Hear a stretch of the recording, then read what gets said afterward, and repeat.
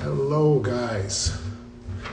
Welcome to the Root Cause episode 2. It's our second podcast. We're going to bring the Urban Gardener Gray up here. I think that's how I do it. Episode 2, I should be better at this by now, I think. I'm going to invite him up here. Let's see how that works out. Oh, thank you very much. It's Maylene. What's up, Gray? How you doing, bud? I'm doing good, brother. How are you? Good, good. I have been running around all over Mexico here. It's been crazy. Just minutes ago, I realized that my sprinkler system was not operational. So this little timer, it's like one of those fish tank timers, just a little cheap timer, Yeah. and it's not quite working. So I went to like literally 6 o'clock, it's 7 o'clock your time, 6 o'clock here.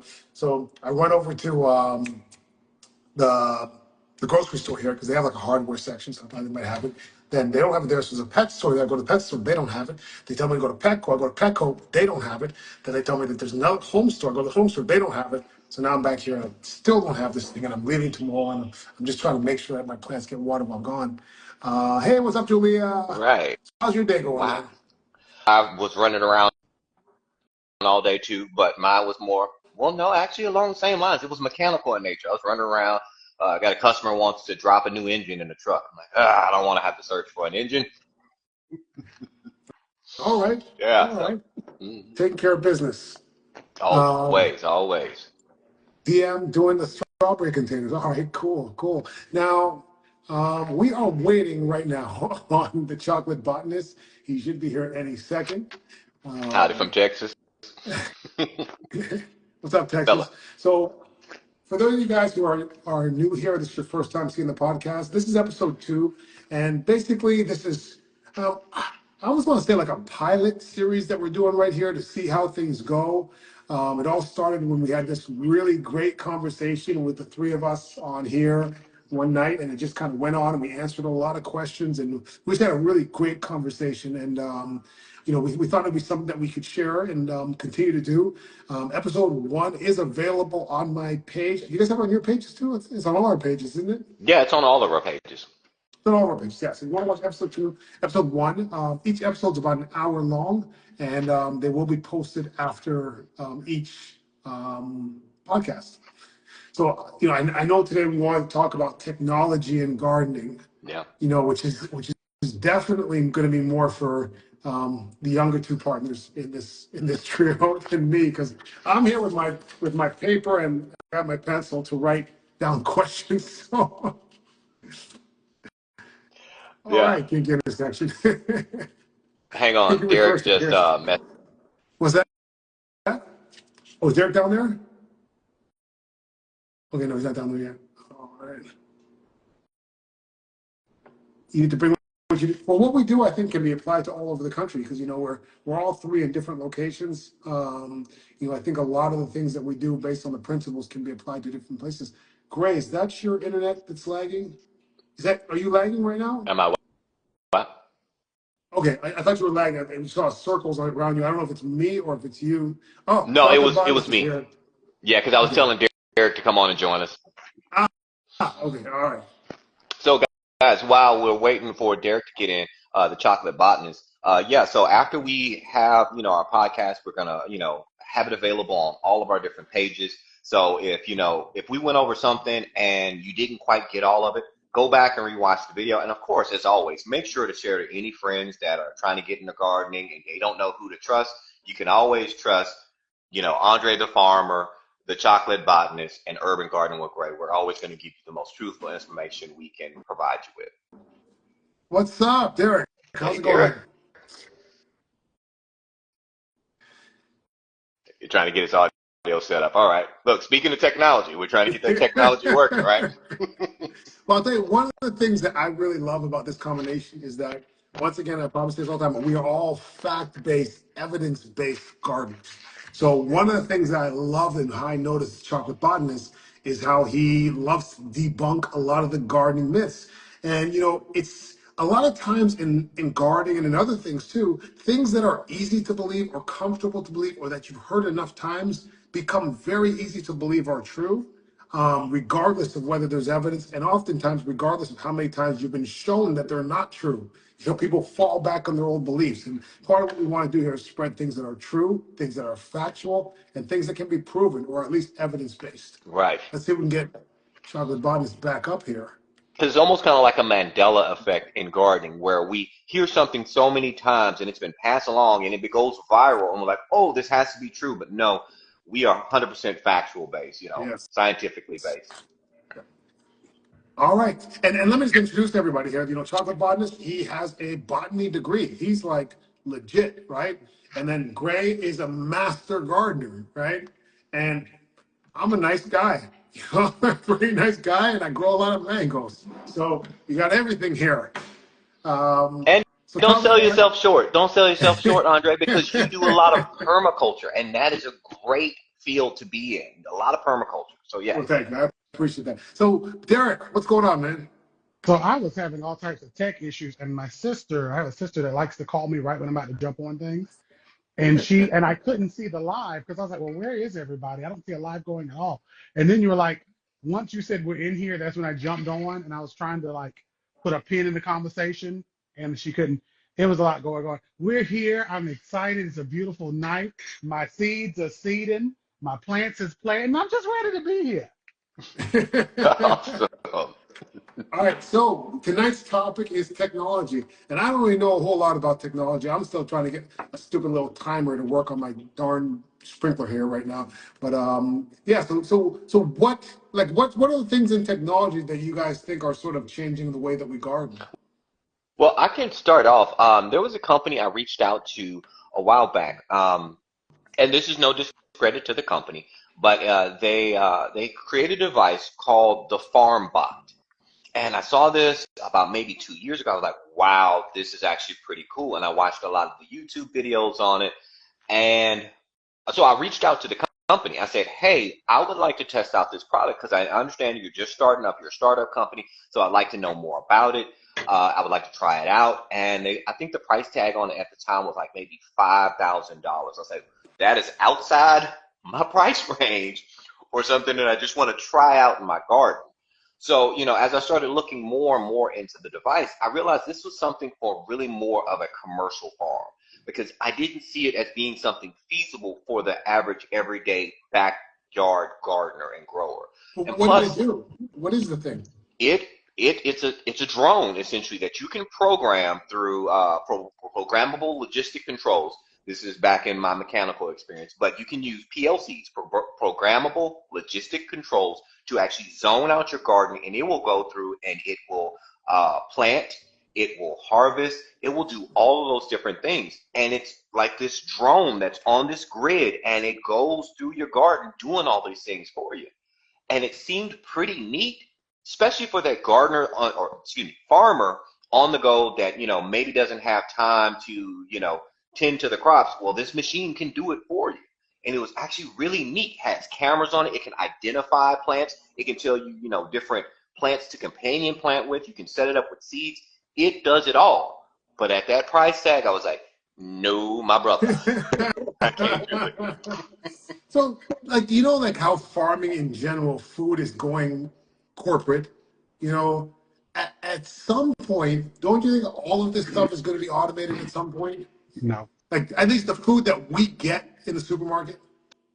To a certain extent, it's already automated, but it's like not going to be like any more automated. So when it comes to like farming and getting the food that you all know and love, there are automated processes and semi-automated processes. So when it comes to automated processes, these are like conveyors, sensors that are seeing this potato has some type of blemish, it's bad, kick it out. This tomato is enjoyable, it looks nice, keep it in. Like those are those type of things. There's automations in as much as your greenhouse spaces. Like the greenhouses that are growing hothouse tomatoes are automated in order to keep those important environmental factors as far as temperature and humidity, light incidence, all of that stuff in that way, right?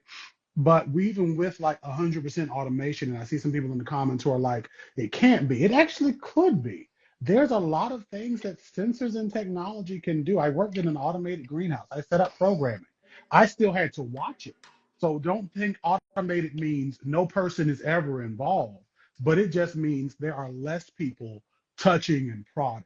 So yeah, it could be, there's a lot of cool things you could do at your home to automate your growing spaces. And there's beautiful things I've seen in the commercial growing environment as well. Well, because a You lot know, of times people when they say like, this can't happen, this can't happen, they always thinking about the current technology, right? Like right now with the current technology, yeah, you can't be completely automated, but who knows what 10 years from now brings? We may have technologies that we can't even comprehend right now 10 years from now. yeah, Well, that, and I mean, I think when we think of, there's a lot of technology that exists that the typical home gardener wouldn't know of. As far as machines that can control and tissue culture for you and help you with propagation, which helps with houseplants or certain herbaceous perennials people love to grow, that may or may not be legal in their area. There are different things that you can use technologically wise, but really it's usually either does it exist and how much is it? Because if it right, exists now, like your drone, your farmer right. bot, right? And Hmm. it's extremely expensive, but I could just pay Lewis and Dawn $10 an hour to do this work, and I can just keep them going versus dropping 5 grand at once. I'm probably just going to keep them going. I'm going to keep that real thing going until 5 grand becomes maybe two. And then once 2 grand is here, now, oh, okay, I'm going to drop the money and spend it. Some people just won't spend the money. Right. Right, right. And now, with that being said, I'm something you touched on, and I'm glad you mentioned it, is about that automation, that automated process. Being a mechanic and coming from the mechanical world, being former educator, that's something I actually used to converse with my Conversate is a students, word. Go ahead. converse with my students Yes. about. And they were like, oh, cars aren't built by machines, and so I had to show them videos of the automation process. And it goes back even further. Think back to Henry Ford, because this is a question I used to always love to trick my students with, like, who invented the first car? And it was like, oh, Henry Ford. Nope, it was not Henry Ford. Henry Ford created the assembly line. He created that automated process. So, and of course, at that time, people was like, oh, this is going to put so many horse and buggy businesses out of business. Yes, it did. But technology moved on. And then he brought those people in. He brought in a lot of people so that they could give them new jobs. So yeah, you know, gardening, and maybe not so much for the gardener. I mean, there's still a lot of automated processes that we can incorporate, because I got a side story I want to tell you, because my wife, she used to teach robotics. She wants a robotic greenhouse. She wants me to one day facilitate and make a robotic greenhouse for her. And so I'm gonna work on it. I'm gonna do it for her. But I digress. um, so maybe not so much for the everyday backyard farmer or backyard grower, but I believe that technology it's I mean, look at all the greenhouses that we have that are, built-in storage containers, and they have all these hydroponic labs and so forth, where you're checking water pH and you're checking constant temperature. You have irrigation system set up. You have LED light system set up. I mean, they're doing some amazing things, and I think, and I know, Andre, you said maybe 10 years from now. I don't think it's going to even be that long. I think in the next 1 to 2 years, we're going to see like a revolution of food production going on here, with technology leading the way. Now, ultimately, do you think this is a good thing or a bad thing? There's going to be a lot of people that will push back on it. I heard people looking in the comments, people were even saying, like, we don't want it to be 100% automated. Like, I feel like a lot of times people think that technology equals bad. It's like automatic. Like if something's too easy, then it's bad. Well, I mean, I don't think it's necessarily going to be a bad thing. I mean, let's break it down, right? Let's look at it from a financial standpoint.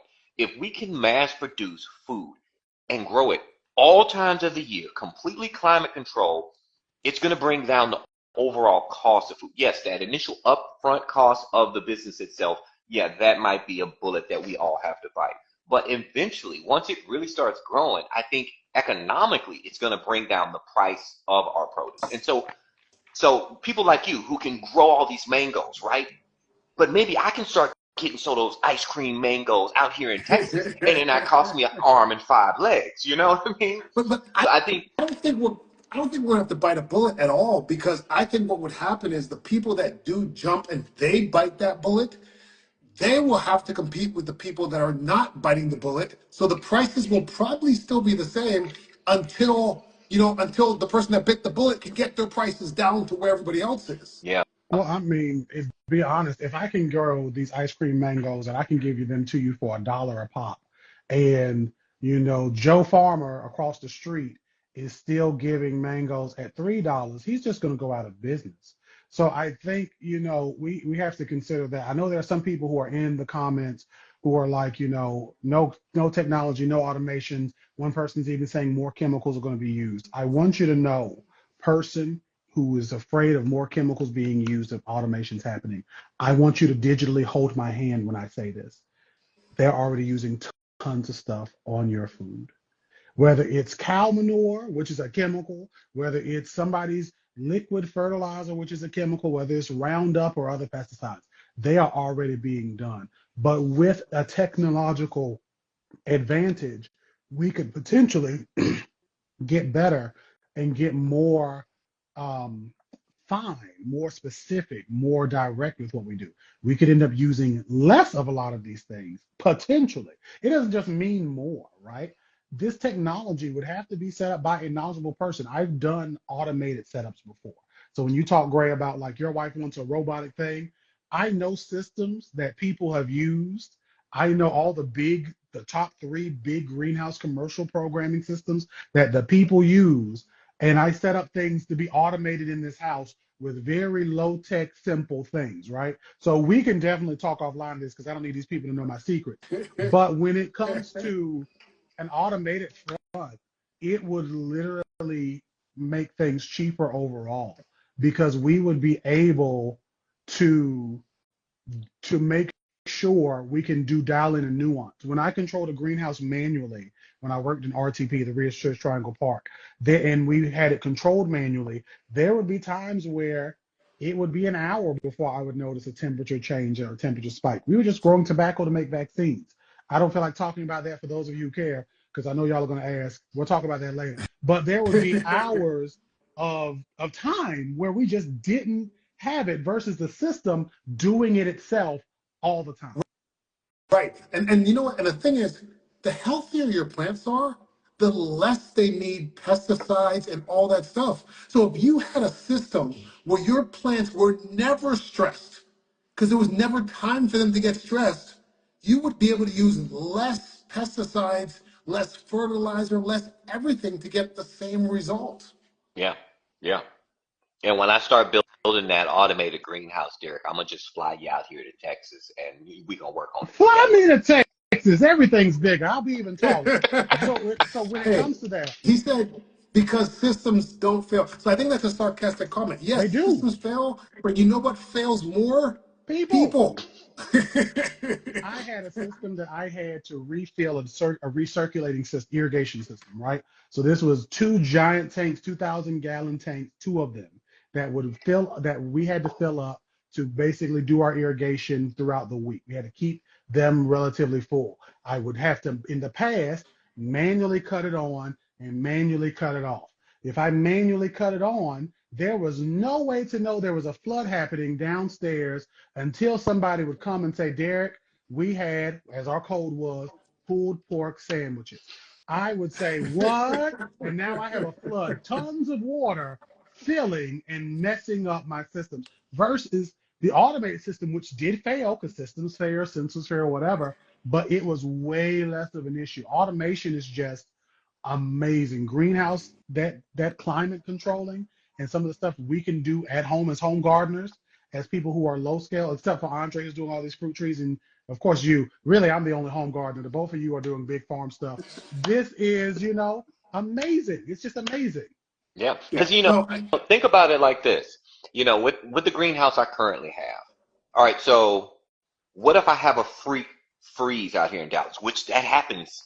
Trust me, we had snowpocalypse a couple of years ago, We and did. so I have the greenhouse, I have the heaters on and everything, but in the middle of the night, the temperature drops below freezing. because maybe one of my heaters have shorted out or something. I would have no way of knowing that till the next morning and find all my plants frozen. But if I have automated systems in place, if I have some kind of sensors in place, I can be notified right then and there to address the situation. You Yeah. know what I mean? Yeah, I think that there's this misconception that technology equals bad. When everyone benefits from more technology all the time, like we're all sitting here watching this because we have technology. Like this is amazing technology for us to be able to do this. Like you couldn't even imagine this when I was in college. This I couldn't even imagine that this could ever be possible. Like when I was in high school, we didn't have cell phones. Sitting here This is like the this is Jetsons crazy to come to me. life. But what do you think is like the most like what's for the average gardener at home? What's the technology you think that's affected like the average regular Joe gardener at home the most? Is there anything? Irrigation. Irrigation. Irrigation? Yeah. Yeah. I mean, think about it. A simple irrigation system, a garden timer that you can put on your spigot. I mean, that's an automated system. So you set the timer, whether it's an old school analog dial or a digital readout, having that spigot on there and being able to. I took a vacation. Believe it or not, gardeners actually do take vacations. And I was going to be gone for a week. I was worried about my plants, not until then when I got that timer, turn that timer on, and because of my security cameras, I could see my plants getting watered. I was watching my babies through that technology device that's right there we're using. So I think irrigation is the main thing that really has helped a lot of gardeners, and we don't even think about it because it has done such a good job for us. Yeah, like I don't think even just like you couldn't go to a store when I was young and just buy a timer for your hose. Like that wasn't even a thing, and that's such a simple form of automation, but people don't really reason. Even like timers for your lights. Imagine having to get up and turn your light on and turn your light off and try to make sure you're getting, you know, 12, 14 hours a day of grow lights. Like that's very It monotonous. is. Right? So I have timers all over. That was where I was going to go. You took my thing, Andre. I have timers all over because it is a simple thing for irrigation or for light or for heating mats to have something that is not only just set on a programmable timer, but something that could even be like Wi-Fi or Bluetooth hit. So all of my lights in here have some sort of timer in this living room area. And you can't see it, but like over here, it's purple because of that grow light that is like 12 to 14 hours. It's a big spotlight. The other grow lights I have, or you may see me in my videos with, have their own preset timers on them, which I'm not really feeling, but it works. It does what it's supposed to do. But especially with those that I can connect to the Wi-Fi, I can just tell it sunrise and sunset. And now I've taken my growing to a whole nother level because I'm literally going based off of how the sun is moving and not just a static 12 hours based on this time. Literally from sunrise to sunset, do it. Sunrise to sun rate changes throughout the year. It does it. It's good. This one over here is just a static timer that I shift, but the others are just literally on it. So that's my big That's thing. Having your pretty grow cool lights technology. automated. That's It's pretty cool. super simple. Let me mention this comment here. So kinky intersection, and she did specify that refers to her hair texture. Um, Technology is amazing, but when it prevents us from leaping knowledge and passing it down, it becomes an Achilles heel. Keep Like it. I'm not sure if I can think of an example of that. Um, I know. I think I know all where she's right, going with let's hear this. it. I Let's hear think it. she's referring to AI. So the use of AI, a lot of people have been using and incorporating AI, like the Chat GPTs, the Claude AIs, the Deep Seeks, and so forth. I think that might be what Kinky Intersection's referring to. I can't see the comments anymore, but I think that's what she might be referring to. That could be Okay. looked at as a crutch because since I am no longer, well, the perception is I'm no longer learning this information. I can just pull it up real quick. I can search it real quick, and it's right there at my fingertips. Okay, what's the NPK for tomatoes? And so I don't have to retain that knowledge because I've searched for it, and now I can readily use it. So I don't really have to retain it. I don't have to remember it, right? I think that might be the avenue of approach that she's thinking about. Now, I have an opinion about that, but what do you guys think? Let me tell you something. I am a whole plant biologist. If you think I, before AI, kept everything as a Rolodex in my head, I don't. There's a lot of that stored in my brain safe. but they don't call me Encyclopedia Brown. I don't know everything in my mind. And I think while AI can be a crutch and we can have people who lose knowledge and are just using it to do the work versus learning, especially in the botanical space, there there has to be a actual knowledge you have. You can fake a paper. You can fake a proposal or a report. You can't fake these plants being alive. If they dead because you didn't know what you was doing and the system just did what you told it to and you wasn't really looking up stuff, you out of a job. Yeah. Yep. The plants are the ultimate truth tellers. They are. Yeah. What do you Yeah. have what about you, Andre? I don't know. I can't see any scenario like where I feel like technology has been bad. I think other than like, weapons of violence, I just feel like in every other space, we have benefited from technology. Like Yeah. literally, I can't think of another example where technology hasn't benefited us other than sort of weapons of violence and things like that, mass destruction, blah, blah, blah. But everywhere else, I think it's positive. But I'm glad you mentioned that because that piggybacks off of something you said last week. It's a tool, and it's all on what you do with that tool. Just like the example you gave with the hammer. A hammer can do some amazing things, but hammer can also do some destructive things too. And I believe that AI or technology in general is that same tool, that same apparatus. It's all depending on what you do with it. So going back to the whole thing about using AI and it can be kind of perceived as a crutch because you're not learning the information, I disagree because the AI responses and the information that you get from it, it is questionable. You have to have some kind of plant-based knowledge to know whether or not the information it's giving you is correct. Plus, you also have to be able to ask the right questions as well. Yeah. It's all based off of those prompts. So occasionally I use AI to sometimes if there's something I've never heard before in my life, like what plant is this? I will look it up in AI. And based off of what I get from AI, I may cross-reference it with other periodicals or other texts as well. But for the most part, it's been, I would say, 97% accurate. So Yeah. I don't think of it as crutch. And then when I find that information out from AI, I actually do learn a little bit of it. And just like Derek, yeah, I'm not an encyclopedia. Just like with being a mechanic, I can't know every single vehicle that ever existed in the entire world, but I will go back to those reference documents. I will go back to those reference manuals like, oh, okay, this is how the clutch goes on this vehicle. You know what I mean? Yeah. Now, it's Maylene asks, said, I think knowledge passed down between generations has been lost. And I don't really see why having that would cause you to lose something your grandmother told you. Like why would having more information make you lose other information? And I feel like the information that your grandmother would have taught you that's accurate, because not everything a grandma teaches you is accurate, right? So, it's not coming from the Lord or anything, right? It's just your grandma. So, she'll tell you a lot of wrong stuff too. But if she tells you some right stuff, that stuff's probably going to be all over the internet. And it's going to not be something that's a secret in your family anymore. It's going to be common knowledge. It's actually going to take that little bit of knowledge that's actually factual, and it's going to expand it to the point where it's no longer a secret. It's something that just everybody knows. Yeah. Yeah, I agree. I mean, because you guys all know, anybody who watches my content, I have my kids in my videos all the time because they're in the garden with me all the time. So I'm still passing down that generational, knowledge because I learned from my grandmother and then she learned from my great great grandfather, Papa Ted, Theodore Roosevelt Bourgeois. So we're still passing that information along. The reason why I know how to grow, Fancy. yeah, yeah. So we're I still didn't know we passing had it. royalty. I didn't know we had royalty in here. Apparently so. And I think to really jump with what Okay, Maylene, what's that name again? who is Theodore that? Roosevelt Bourgeois.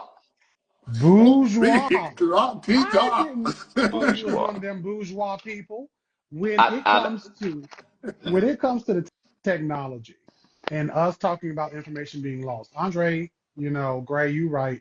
Things that the people said back then ain't always right. And I think sometimes we look at gardening as some mystical thing and anything related to plants, we ball it up and say they did this better 50 years ago, but we're not all sending each other paper letters. When is the last time any of you that are watching this, and any of us up here, have taken the time to handwrite a letter, put it in an envelope, and then send it out to mail people your documents? You fill out paper tax forms at the place. You do your paper tax forms. You get a paper check, and then send it. We do everything digital. We love technology. We keep it in our hands. And then when it comes to plants, we say no, no, right? And I think the thing is, whether we're talking about a generational elder who is your biological grandparent or some other generational elder that you have taken into that role, these people, this information, this generational knowledge has been recorded. Now, has there things we've lost from different cultures? Well, yeah, there's cultural knowledge that we've lost, ethnobotanical knowledge that has been wiped away, which has nothing to do with technology. That has everything to do with colonialization and racism. That's a Right, totally right. different arena. And yeah, and I think that having more technology only helps us preserve information better. Like any information that comes now cannot ever be lost. Yeah. Like you're not losing stuff because somebody died anymore. Like now everything is public record and it's forever because it's on the internet. And nothing stopping you from asking those elders as well. Several years ago, I want to say about 10 years ago, I was having the darndest time trying to grow watermelons. I could not grow them to save my life. And I actually knew a farmer out in East Texas. I called him up. I was like, hey, what's going on with my watermelons? And he read me the riot act and laid it all down for me. So nothing's stopping you from Wait, asking those elders. you didn't send him a telegram? You should have used Morse code and said, here you go. You should have got on your regular telephone in the house, in the wall, the one corded in, because technology is only bad when it's played, and it drives me up the wall. Really good or bad. Who controls it? Right. But the tech itself, once again, is the tool. The tech is like the hammer, right? Hammers are not good, hammers are not bad. They're just tools, right? But throughout human history, tech, from the first time someone built a fire, that was their tech, right? Logs were their tech. Flint was tech at one point, right? So, tech is responsible for every advancement in human history. Every single It one. Yeah. is. And I think tech is mad at you, Andre, because your tech is it just me? Your tech is acting a little wild. Is it just Is it my me? Yes. tech? Okay, well, I'm in Mexico, You got so, lot. you That's what know. it was. The tech people are trying to come after Andre, and y'all should have just agreed with him because they're trying to come after his Wi-Fi. And if you people didn't get him to go down on this topic, Are then you it would have been sure it's great. my Wi-Fi? Because I feel like mine is, I'm clear. You guys are fuzzy down there. Yeah, see, no, when you What were did you also talking, it was breaking up a little bit. Oh, you really? was Okay, I'm not gonna do that. you was in the Matrix with Neo, and I just figured I'd mention it with a thing. And this is why you should have used a dial-up connection, because had you had your phone connected to a dial-up connection over the phone line, Well, none of this I'll would tell you what. happen. I'll tell you what. I literally went to the internet company today, and I got the maximum Wi-Fi. So it's gonna be like it's like double the amount of whatever things you get to go fast, gigabytes, whatever it is. So I No, got no, double now, but it's not gonna kick in for like a week. It's not gonna kick in for a week. no, you're No, no, no good. worries. I like to be topical when we talking because that's who I am. But the technology, it's a beautiful thing, and I just wish more of us would take use of it because it could save us in the long run. Yes, it could be used for vileness, like anything, but in the long run, it could save us a ham sandwich of a lot. Right But you know what? now, I think some of go this ahead. might stem from science fiction. Let's Mm. think about it. Science fiction throughout the past has always scared us about technology. I mean, we can go to the 80s, we can go to Cyberdyne Systems and the Terminator, right? Look, I got a funny story, okay? Several years ago for my wedding anniversary, my wife was ordering me a leather jacket. I love this jacket, but it was coming from a country in the Middle East, and I got a message on my phone that says your package from Cyberdyne will be there soon. I was like, Cyberdyne? I was like, oh no, I'm not John Connor. Don't come for me, Cyberdyne Systems. So yeah, she had me freaked out a little bit, but it was a leather jacket, which was ironic. It was Cyberdyne, it was a leather jacket. Terminator. I just got that connection. So Ooh, yeah. yeah, so I don't know, But I think science fiction really has a lot of folks spooked. I mean, if you go all the way back to like some of the first science fiction, you go back to Jules Verne's and everything, comic books. Think about Spider-Man comics, right? We love Spider-Man. I know Derek's right there with me, Spider-Man for sure. Yep. But the bad guy was always the guy using technology. Think of the original Sinister True. Six, That's right? true. So the Vulture, he had those wings that allowed him to fly, and Yeah. the Doc Ock, it was Doc all Ock. technology. Yeah. So Yeah, I but think, mhm. I never understood how any superhero could be poor. Like, like there's so many jobs that a super strong, fast guy could do. Like run some track, go play some football. Like I feel like, and you're a genius too, and you're still poor. Like I don't get it. Because in like the Marvel universe, they call it the Parker luck. So the Parker luck is Peter Parker in most any universe is going to have something terrible happen to him. And no matter what, he's never successful. If he is super successful, it's because he's evil. And he's just not going to win. So it's rare. You have an Iron Man who's like, okay, I'm rich, I'm smart, I got it, at technology, I'm doing it. But he also came from money, so he was able to do it. So they just tell you, even with superpowers, Right. socioeconomic status is everything. And Right. We're way I off think some topic. of that, yeah, yeah. Sorry, and I was about to go down the rabbit hole. Sorry. I All right, love it. Plant ID. Someone asked about the Plant ID app. What's your all's favorite Plant ID app? I'm supposed to say FloraQuest because I'm on the board of directors for the North Carolina Botanical Gardens, and I should be telling you all this, FloraQuest. But the one I'm going to say that I love because I've been using it longer is iNaturalist. And iNaturalist is amazing. You can basically take a picture and not only identify the plant, but it's a community of people who help identify it with you. So there's other apps people will reference that don't have that community aspect and it just get you in the ballpark. But this literally geotags it and lets you see other people who are in the area who can confirm the plant that you're working with. All right, He hit the nail on the head. I'm gonna get that. I'm gonna download that iNaturalist. right away. Yes, Yeah, I've used iNaturalist. iNaturalist too. It's crowdsourced, I guess is what open Yes, sourced. open Yeah. source, like the people, because you can literally, so it's like all of us are in the same area. If I say, okay, this is Helianthus tuberosa, which is Jerusalem artichokes, beautiful sunflower, native North Carolina. If I say that, you two are like, yep, you could all agree, or say, hey, no, this isn't right. This is actually something different. For those of you who this may be frozen for, just leave and come back.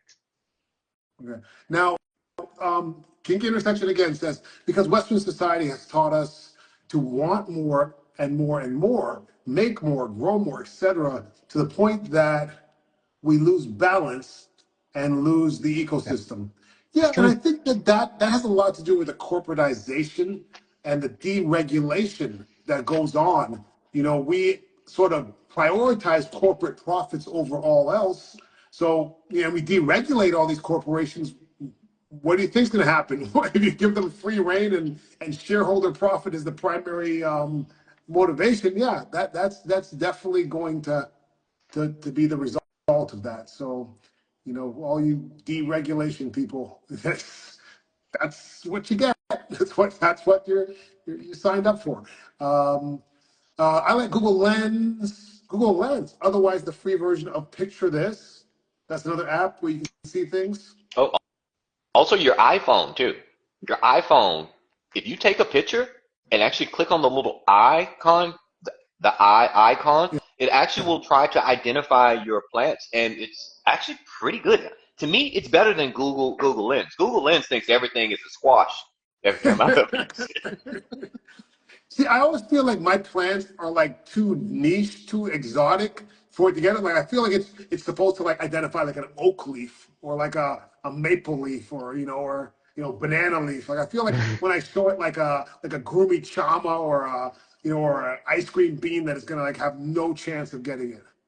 Well, see, Yeah. I think the thing about that is for those that are cultivated, that's one thing versus natives. Like if you're out foraging in the wild, if you're out walking around in nature, taking hikes like I do, where most of the hike is looking at plants and taking pictures of fungi, then you're going to love an iNaturalist. But if you are saying to the people like, hey, like I want to be able to identify even the cultivated ones, iNaturalist is still good. You just kind of have to work a little harder. Yeah. Yeah. Yeah. Yeah. I agree with that one. Yeah, I like it. I like it. Oh, do you Yeah, I see it. But yeah, I'm downloading iNaturalist. I'm gonna download that like right after we're done here because I've had a lot of people tell me about that, but I've just never got around to it. Do you have to pay for iNaturalist? Free, Free. free 99. Oh, really? That's the beautiful thing about it. They give you so much for free. And like I said, I've used a picture of this. I've used Google Lens. This was years ago. But iNaturalist, to me, they're not paying me a dollar. But if they did, I would still holler out for them. Wow. Yeah. So let me ask you guys, what other sort of technology do you think you use other than irrigation? Because I'm trying to think, and I'm a simple man. I don't think I use any technology in my garden other um, than my irrigation system. I think that's pretty much it. Hmm. Is there anything else that home gardeners typically use? So I guess I'll take y'all around with me, huh? Okay. So Yeah. I have, whoop, this light behind me actually has grow lights in it. These are actually like light bulbs that are supposed to be grow lights. So that is on a Bluetooth timer and it comes on at night because I believe in having plants that look better than everybody else's. I know my content is, oh, everybody's plants should look good and bad and all this other stuff. I'm lying to you. I want my plants to look better than yours. Then I have this beautiful grow light. Okay. This grow light has a timer that it comes with. I love this setup. I hate these timers because I'd rather go with sunlight and sunset. And if I have a power blip, this resets. But this is able to do, and I'm going to cut this on for y'all, purple light and blue LED light and just the white light and all of that stuff. So Nice. this is a beautiful thing. And I have two of these. So Uh-oh. is It's frozen up. that. Okay, Yeah, I think you got some bootleg Wi-Fi over there. okay. Then I have this doodad that I got from the job I used to work at. And this is like one of these programmable week-long timers. It runs to this heating mat and these plants right here. There's also a heating pad right here that it controls and another one of those lights. And then so y'all don't see how atrocious my house is, because I can't just walk y'all through. Oh, I could do this one. These are more grow lights. These grow lights are on a timer along with a heating mat underneath it. And the timer is right here. This is a Wi-Fi timer, Are you are sunrise, you paying sunset. your electric bill? Like, do you have to pay your electric bill? I'm not going to tell y'all what I'm doing to pay this electric bill. And then this is my beautiful spotlight right here. It's on another Bluetooth timer. And then it also controls this setup right here. And then the final light setup, because again, people be like, Derek, don't be growing plants. I just don't show y'all my business because this is mine. There's another like blue like lights there. So I have this fan here blowing into here. I can do irrigation over top because I do all my irrigation by hand. I'll eventually set up like things once I get into a house, but there is a sensor in here, a heating mat here, and then more lights. And I used to have it set up where my sensors would control the lights, but I just do it based off of sunrise and sunset now. Nice setup, man. You got some good plants in there. I like it. Now, let me ask you this question because I know one of the places where a lot of tech is used is in hydroponics and aquaponics. Have you guys done any hydroponics or aquaponics? Yes, I have done a lot of hydroponics. I'm still using hydroponics. You know, it's funny. I was actually at an event Saturday, and I was speaking with a lady, and she was telling me she has about 7 different hydroponic systems at her house. And some of the brands she uses, you know, Arrow Garden, A Hope Garden, she uses several of them, but she has 7 of them. I'm like, wow, you have more than me. I only have 2 set up. So I have an A Hope Garden and I have a Arrow Garden. And there there are pros and cons to each system. And you're right, it is a lot of technology being used. We're using water pumps, we're using timers, we're using grow lights, all in those systems. My only problem with the hydroponic systems that you can buy commercially is that the housing, the unit where the plants are actually set up, is usually very small. And so they tell you, It oh, is. you can grow these plants in your kitchen year round. No, you cannot, because they will get root bound all to be dang. So do not do that. So what I do with my hydroponic system, I use it as like a seed starting system. So say, for instance, I'm trying to grow some lettuce in Texas and it's 90 degrees out here. I know I can't put that lettuce outside because it's going to bolt on. But if I set it up in that hydroponic system and then transplant it maybe to a pot in my windowsill, boom, I can have lettuce year round. So I do use the hydroponics, and I think they have their and it's a lot of upfront costs too. But you know what? The cost with these hydroponic systems are starting to come down because there's so many out there. But I like using them for seed starters. That's pretty much it for me, though. What about you, Derek? We can't You're hear you. muted. Muted. Oh my God, there we go. I muted myself when I was drinking that water, so y'all wouldn't hear me walking around. So I've used them commercially. So a job I used to work at, Medicago, we used them there, the nutrient film technique or NFT, but we did not find much success in it. I've also done some work with them at a Phytotron at Plant Lab on campus at NCSU, but I've not used them at home. They are cool things. They are very technology centric, and once you get it dialed in for a specific plant, you can indeed grow that plant beautifully, as long as you're being very careful. Yeah, I'll tell you what. I have one of those, those black bins with the yellow tops, Yeah. the storage Hmm. bins. I made one out of that, and I have it in my office in the grow tent, and it is pumping out a ton of lettuce right now. Like, I think I could make a salad out of that, like for myself, every single night of the week, and it will just keep regenerating from that one tub. It is producing so much lettuce right now; it's crazy. See, and I love that type of system because I'm not sure if you saw it, but there's a guy on YouTube. I follow him. I always talk about him because I feel like he's the hydroponic guru. His name is Mike Van Duzy, and it's called what is this channel called? I think it's like Growing with Mike Van Duzy or something like that. And it's all about hydroponics, and it's about setting up those type of low tech systems. You are still using some type of tech, but low tech systems that you can build for yourself by using those totes, using a crack key system. So I love those Yeah, and DIYs. a couple people asked what the setup's like. Like, you guys can go on my page and you can see the video. I have a video of how I made it. I have videos of harvesting lettuce. Actually, I think I have a video in my drafts where I'm going to post harvesting some more lettuce out of it. Well, there's a question here. How hard would it be to become a botanist later in life? Um, is it college courses? You know, how hard would it become a botanist? If you are ready for depression, it's not that hard at all. If you can handle just crushing depression at any given moment, you can do it. The amount of tears I cried on campus, and this is a serious story, was just epic. I've watered enough plants with my tears alone. When it comes to being a plant biologist, if you are wanting to be a degreed plant biologist, then you go and you accomplish a degree.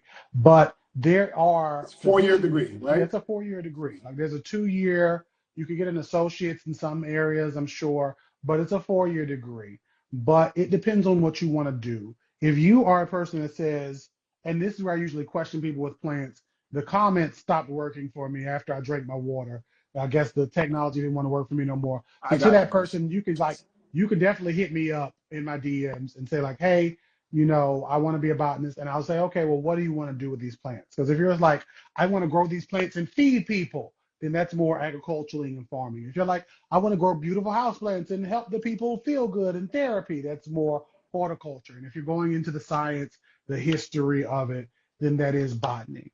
And there's jobs you can get, but the green industry right now, due to the climate of the world, and I don't mean, the actual environmental climate, is terrible. So if you're not already in it or you don't know anybody, you will be hard pressed to get in. I have a lot of skills, and I've had to frankly leave the botanical industry because they don't want me. And Wow. I'm glad you mentioned that, Derek, because I think a lot of people kind of lump all of those things together like, hey, I want to grow food, so I need to become a botanist. Like, you're right to break it down. Like, no, you're leaning more towards agriculture, and there's a lot of free things that are available right through there through your ag extensions, or if you want to know, horticultural. So I'm glad you broke that down because a lot of people just clump them all together.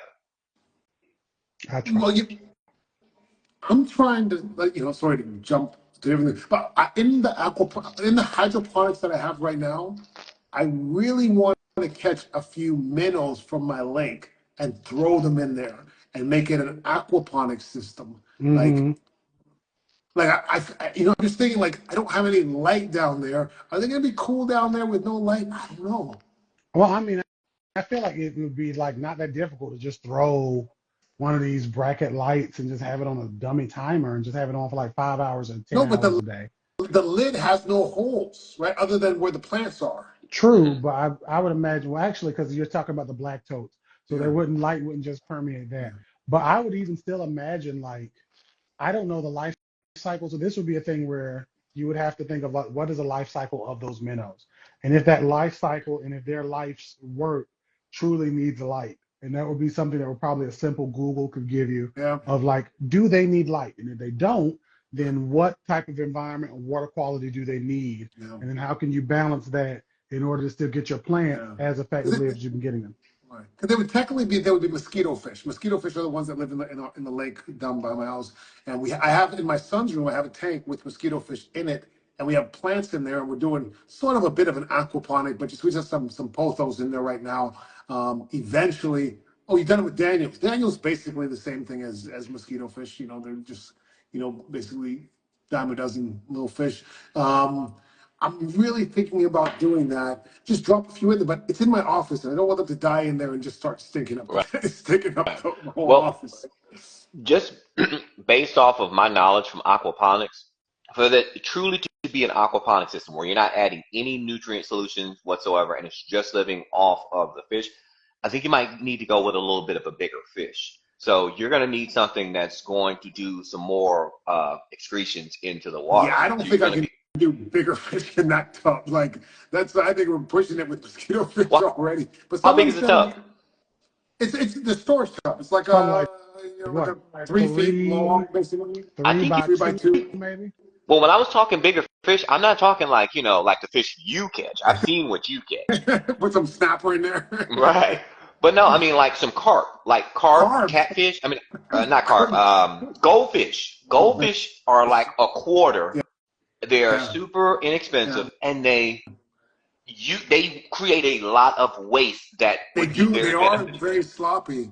But do you think that I would have to put some feed in there for them as well? Oh I would yes. imagine I would have to feed them still. Yeah, you would. Um, you know what? I like the idea of doing it naturally and just capturing the fish to put in there. I kind of like that idea. You know, I say try it. I yeah, mean, that's experimentation, give it a shot and see how it goes. yeah. Worst case scenario, I, your I office might, I stinks. might, I might stink up the whole office and have to like empty out all the water, um, which I'd be very, very disappointed if that's the case. Unless you want to breathe, then you'll need temperature variation. Okay.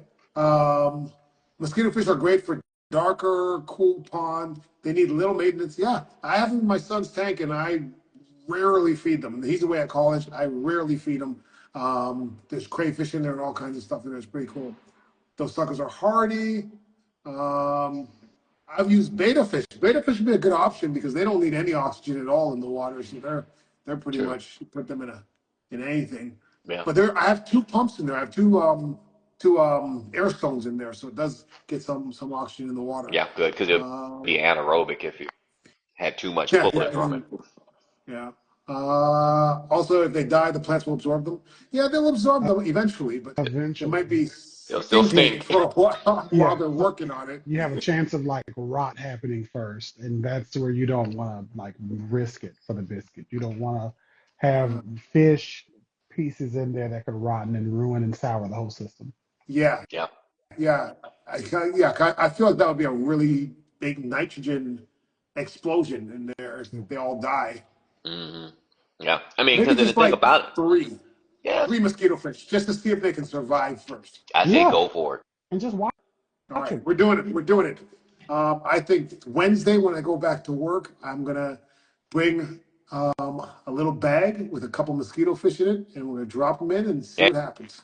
in the words of Doc Holliday, you're daisy if you do. Go for it. And you know what? I have a lifetime supply of fish food because I went on Amazon and bought some fish food for the kids' tank, and it looked like a little bottle like this. but it ended up being like a bottle like this of fish food. So I've got a lifetime supply of fish food. All right, it's random, but I recently tried rooting some snake plant cuttings. That should work pretty good, right? Have you guys grown snake plants? Yes, yes, yes, yes. I have several snake plants. I've thrown snake plants away and they grew in the woods. They literally grew. I threw them away and they Hmm. grew. That's because you live in Florida. He's just trying to flex on us so bad. Oh, I live in Florida and I threw them in the woods and they grew and I'm so much better than the rest of you. I can't do that. I throw them in the woods, they're gonna die. They would have been dead in my house and dead in the woods. So what was it? What was the question? They having trouble growing their snake uh, plants? Let me see. They didn't ask a question. They just hold on.